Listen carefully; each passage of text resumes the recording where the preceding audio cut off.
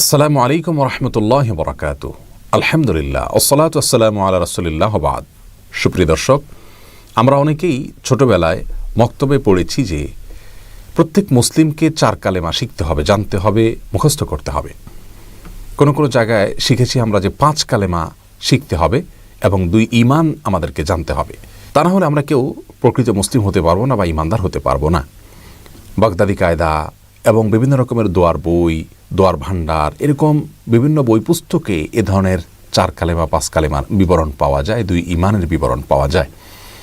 কোরআন এবং হাদিসে আসলেই কি একজন মুসলিমকে এই 4 বা 5 কালেমা পাঠ করা, এই বাক্যগুলো উচ্চারণ করাকে আবশ্যক করা হয়েছে কিনা, এরকম বিষয় কিনা যে কোনো মুসলিম এই 5 কালেমা মুখে উচ্চারণ না করলে তিনি আর মুসলিম হতেই পারবেন না।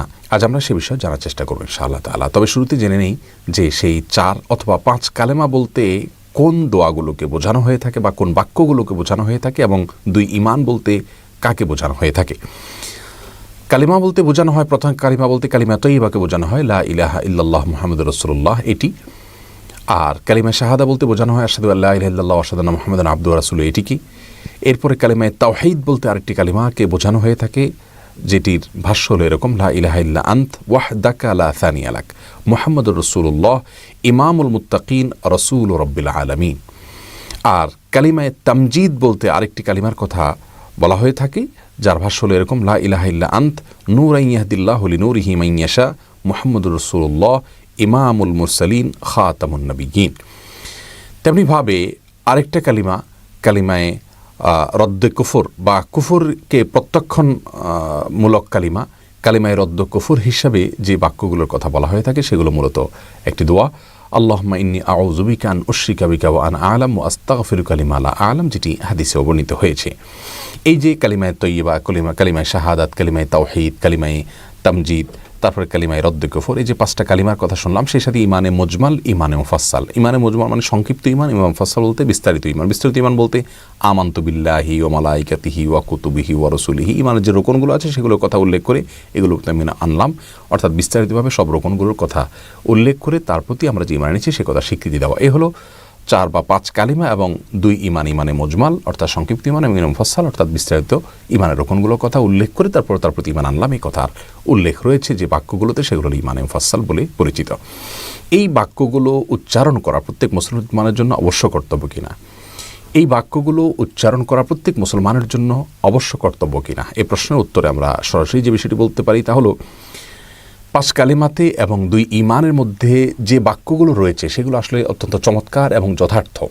এই বাক্যগুলো প্রতি বিশ্বাস, এগুলোর প্রতি আমাদের ধারণা থাকতে হবে, তা নাহলে আমরা ঈমানদার হতে পারবো না। কিন্তু এই বাক্যগুলো মুখে আমাদেরকে এইভাবে, এই সিস্টেমে কালিমা তয়্যিবা হিসাবে, কালিমা শাহাদা হিসাবে, তামজিদ, তাওহীদ, রদ্দে কুফর এবং ইমানে মুজমাল মুফাসসাল এরকম ভাগ করে আলাদা আলাদা করে এগুলোকে পাঠ করতে হবে, এমনটি অবশ্য কর্তব্য নয়। কোরআন হাদিসে কোথাও এরকম কোনো নাম এবং এভাবে ভাগ করে দেয়া হয়নি। 5 কালেমা 4 কালেমাকে আলাদা ভাগ করে দেওয়া হয়নি, যার কারণে এটিকে আমরা অবশ্য কর্তব্য মনে করব না। তবে হ্যাঁ, একজন ঈমানদার ব্যক্তি যিনি আল্লাহর প্রতি বিশ্বাস স্থাপন করেছেন, ঈমান এর পরিচয়, ঈমানের সংজ্ঞা, ঈমানের ব্যাখ্যা বিশ্লেষণ যেটি জানা তার জন্য অবশ্য কর্তব্য, সেটি জানলে এই 5 কালিমা এবং 2 ঈমানের সবগুলোই কিন্তু তার মধ্যে চলে আসবে, আলাদা করে এরকম ক্যাটাগরি ভাগ করতে হবে না।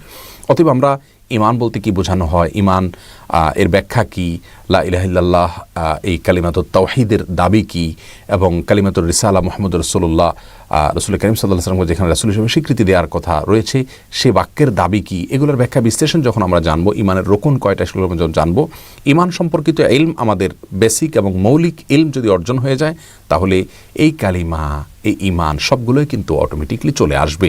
আলাদা করে যদি আমরা মনে করি যে এগুলো মুখে পাঠ করতে হবে না হলে ঈমানদার হবে না কেউ, তাহলে সেটি ভুল হবে, কারণ এমনটি কোরআন হাদিসে কোথাও নেই। তাহলে সার কথা হলো, খোলাসা কথা হলো যে এই তথাকথিত 4 বা 5 কালিমা এবং 2 ঈমান বলতে যা বোঝানো হয় বা যে কথাগুলো বলা হয় সে কথাগুলো ভালো এবং সেগুলোর প্রতি বিশ্বাস অবশ্যই থাকতে হবে, কিন্তু এরকম আলাদা ভাগ করে পাঠ করে সেগুলো মুখে পাঠ করতে হবে বা মুখস্থ করতে হবে এমন নয়, বরং সেগুলোর প্রতি, সেগুলোর মর্মের প্রতি আমাদের বিশ্বাস থাকতে হবে, আস্থা থাকতে হবে, সেগুলোর প্রতি ঈমান থাকতে হবে। এ হলো মূল বিষয়। তাহলে ইনশাআল্লাহ আমরা ঈমানদার হতে পারবো।